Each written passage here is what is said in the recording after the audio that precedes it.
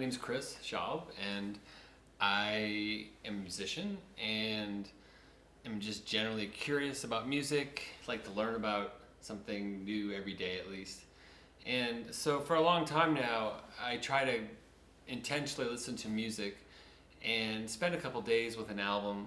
I usually listen to music on vinyl records, but you can stream or use CDs or cassettes or 8-track if you got hipster technology. And I like to spend my time really digging into the history of the album, digging into the players, what went into it, what was going on at the time when the music was made. So I thought what I would do is, instead of just doing that myself, I would share that. And these videos are something you can just put on when you're on your way to work. And what it'll do is give you a background, without having to do a lot of legwork yourself, about jazz and some classical music that I'm listening to. And I'm going to try to cover, I usually try to cover the major works and the major albums by the various players and composers. It's going to be heavily focused on jazz. And so I thought I would share that with everybody. This is pretty informal. And tonight I'm going to start with John Coltrane and Johnny Hartman. And this was just re-released recently on Impulse UVM, and it's gorgeous. Acoustic Sounds did a great job with this. It's Ryan Smith at Sterling Sound did the mastering from the analog tapes. So the vinyl presentation of this is fantastic. So what this means is the original recordings, the original master tapes are fragile. And it's important that people like Ryan go in and re-extract the data and recut these records, but they're cutting them, instead of taking it into the digital realm, they're going straight from the masters. They're making some kind of an acetate or something to then stamp records, and then I'm assuming they're taking a digital capture as well. That way we can preserve and keep reproducing these recordings forever, hopefully. But this one, the way I'm going about this isn't in any particular order, but this one is a really great record. It's beautiful. It's a great way to get into jazz.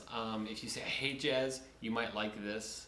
If you don't like this one, well, check out another one. Jazz takes a little while sometimes to get used to because it's so different than the music of today. Especially this, because this is in the 60s. This is 1963. So Acoustic Sounds did a great job with this, but I'm going to include in the description links from SongWhip so that you can get iTunes or Spotify or any of the various streaming services, along with a link to where you can buy it from Acoustic Sounds. This is not sponsored by Acoustic Sounds in any way. I just think they do a great job, and I want to promote what they're doing because I think it's fantastic. I don't get anything from them, at least as of this video. And then you could also buy CDs. CDs are going like 50 cents a CD at Salvation Army around me. I live in the Metro Detroit area, and so you can pick a lot of these releases up that I'm going to be talking about for 50 cents, and then you'll have music and you don't need to stream them. And this is a key point. One of the things that this channel is about is intentional listening to music. We have become a culture where we put music on in the background and we think we're listening to music. But you need to understand that prior to like mid-1980s, people couldn't do that very easily. Then CDs came out and you didn't have to get up and change the record. You could let it play all the way through. That was a little bit easier. And then when the streaming services started coming out, MP3s and streaming services, then you can just leave it on and it just keeps playing and playing and playing. And there's no end to it till your phone runs out of charge. So what ends up happening is this mindless kind of experience of consuming music. And I think people think that they're actually listening to music, but you're not. It's nothing close to what we did when I grew up. I grew up in the 70s. I was born in the 60s, but I grew up in the 70s. And we would put a record on and all sit down and listen to it. We'd have our friends over and we would listen to that record. We would absorb the music. We would dance to it, whatever. And even when we had CDs, we still did that, And I think that's been lost, and it's a shame. So I'm trying to encourage not to listen to this music in the background. So you can listen to my babbling on just while you're going to work or whatever, or you're on the subway. But if you're going to sit down and then listen to this music, stop, find a comfortable chair, pour yourself a drink of whatever you like, and really just sit down and take in the experience of listening to music, because it will make you a happier person. It will make you a more interesting person, potentially. And you will also sort of deepen your soul and deepen your understanding of history and the whole human experience, I think. Maybe I'm insane. It could be. All right. So tonight is John Coltrane and Johnny Hartman. So let's talk about it. This was recorded, I've got some notes, at the Van Gelder Studios in Englewood Cliffs, New Jersey. And a lot of really great records were recorded there. Rudy Van Gelder's studios they're just iconic. So many great records are recorded there. And as you start hearing me talk about these recordings, you'll be amazed at what a gift his contribution to the jazz world was. So this was released in 1963. John Coltrane and Johnny Hartman. John Coltrane is a tenor saxophone player and soprano saxophone, and some flute. Johnny Hartman is a vocalist, a singer. They had played together in Dizzy Gillespie's band back in the 40s, but never at the same time, so they didn't really know each other other than maybe they'd crossed paths on bandstand. It's not known from what I read.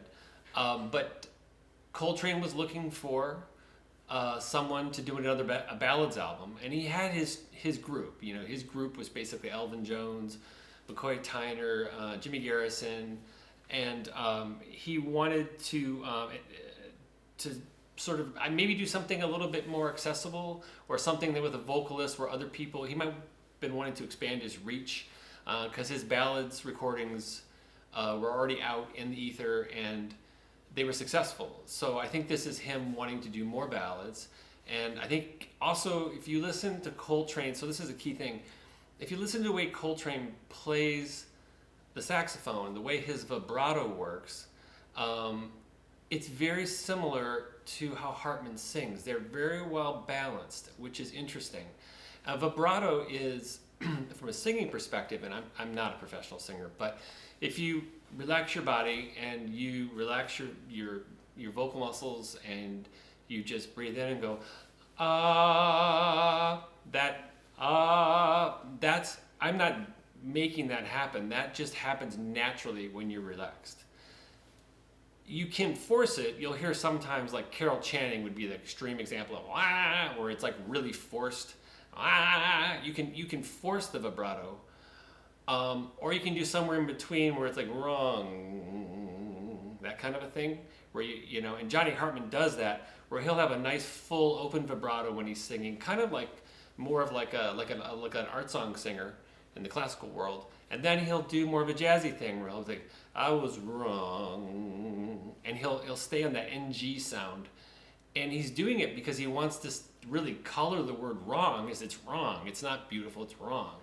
He does a lot of that kind of phrasing in the recording, and it's when you listen to it, listen to how his vibrato and just the tone of his voice, it's soothing, it's kind of smoky sounding, but it's really clear, and he's got great intonation. He's really on pitch, which is great. You know, and this is before auto-tune. There's no computer fixing this. This is a room full of microphones, okay? And the musicians are all playing this music, this jazz music, live, okay? So this isn't a bunch of in-the-box Pro Tools nonsense. This is live recording, music happening, and human beings making music.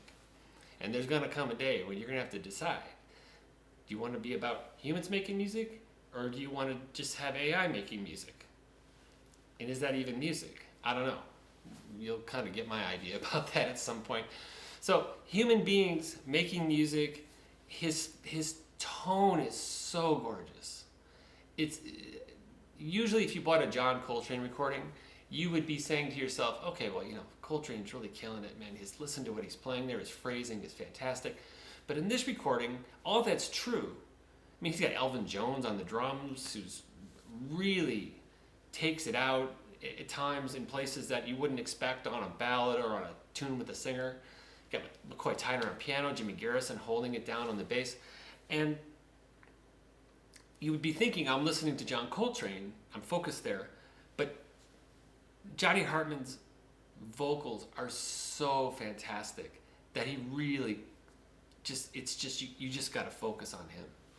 You know, it's incredible. And then Coltrane is really smart. He's in there, he takes solos and does what you would expect, but he's also decorating, and he's providing some counterpoint, but just some nice ornaments around what Johnny Hartman is singing. It's really masterfully done. So listen for the vibrato on Johnny Hartman, and listen how it's similar to Coltrane's, how it's different. But I feel like they're very similar, and even the tone of the horn with the vocal tone, they blend really well together. They have a lot of things in common. Interestingly enough, I need my LaCroix water, not sponsored by LaCroix either. Interestingly enough, when Johnny Hartman was asked to do this recording by Coltrane's producer or manager, I think his producer, he didn't think it would be a good fit. And why would he not think it'd be a good fit? I mean, Hartman is only like 3 years older than Coltrane, so they're contemporaries. I'm guessing the reason is that Giant Steps, the atomic bomb drop recording by Coltrane, had already come out. It's in the ether like in 1960. So, other musicians knew about this. This was a heavy recording. It's really fast. It's really hard to play. It's just a masterstroke of a recording, and the entire album's that way. I'm assuming Johnny Hartman is thinking, John Coltrane, he's that next sound. It's kind of avant-garde or pushing a new direction. And he's a singer. Hartman's a singer, and he's, totally capable of playing with him, but it might not be a good fit because he's thinking, Coltrane's out there doing that new adventurous stuff, and I'm interpreting songs, okay? And I don't think he felt like he was a modern jazz singer. He was more of a singer of a previous era. But Coltrane, I think, could really hear in his tone something that he thought would blend well with his horn. And so finally got him to do the session. The tracks are They Say It's Wonderful, Irving Berlin, Dedicated to You, Sammy Kahn, Chaplin, and Hi Zaret, My One and Only Love, Guy Wood, Robert Mellon, Lush Life by Billy Strayhorn. And that's an interesting one because it wouldn't have made it on the record, but when they were driving over to the session, what I read was that they heard Nat King Cole sing Lush Life he had it on the radio, and Hartman said, we've got to do that one. It just was really inspired by Nat King Cole's rendition of Lush Life, so you should check that out. And also listen to Elvin Jones on this one. Elvin Jones, who's the drummer, normally, and I'm a drummer, so I'm not as in his league, but normally if you're backing up a singer, it's kind of considered not a great idea to be doing things that could mess with the vocal line or the delivery or throw the singer off. Okay, you want to be supporting the singer. You want to be doing something that complements and just lays a great foundation, unless the singer or the band leader comes over to you and says, hey, you do your thing. Okay, we really want to mix this up. Okay, you can take it outside a little bit. Then okay, all bets are off. But Elvin Jones, I'm assuming because he's in Coltrane's band already, he's made recordings with Coltrane, it's the standard group with the addition of Hartman, that Elvin's being Elvin. I mean, he's doing his thing. And it's pretty impressive that even in this context where he's supporting a singer, he still sounds like Elvin Jones. He sounds like Elvin Jones in the context of the John Coltrane sound of that era. McCoy Tyner is just fantastic. He's just laying down really great accompaniment. And, my cat is having an attack here. Please stop fighting. We're listening to jazz. And so I think it's important to really focus on McCoy Tyner as well here, because he does a great job of giving a foundation for Hartman to sing over. The arrangements are just really stellar, and the recording of the piano sounds great. And maybe it's just the acoustic sounds version that I have that sounds so great. I haven't really checked out any other versions yet, but I'm assuming they'll all be pretty stellar. So yeah, I think. Oh, there's one other thing. The original version of this recording is just a live recording in the studio, but the recording that came out after, Coltrane did actually a few overdubs to support the singer a little bit, and to sort of ornament the singing even a little further than he had done, which is interesting, and that's a technique that's available to him in the 60s that probably wouldn't have been available in a prior decade, because multi-track recording really didn't hit the mainstream until the early 60s in the US, and it really wasn't anything sophisticated at that point. I mean, just to put it in context, when this album came out in 63, we hadn't landed on the moon yet, okay? We're fighting a war where we're in a situation where the Beatles have kind of broken in England. They've got some hits over here as well, but that's just starting. So the entire sort of modern music, pop music craze, youth movement is just taking off right when this is coming out. So it's a really fascinating time.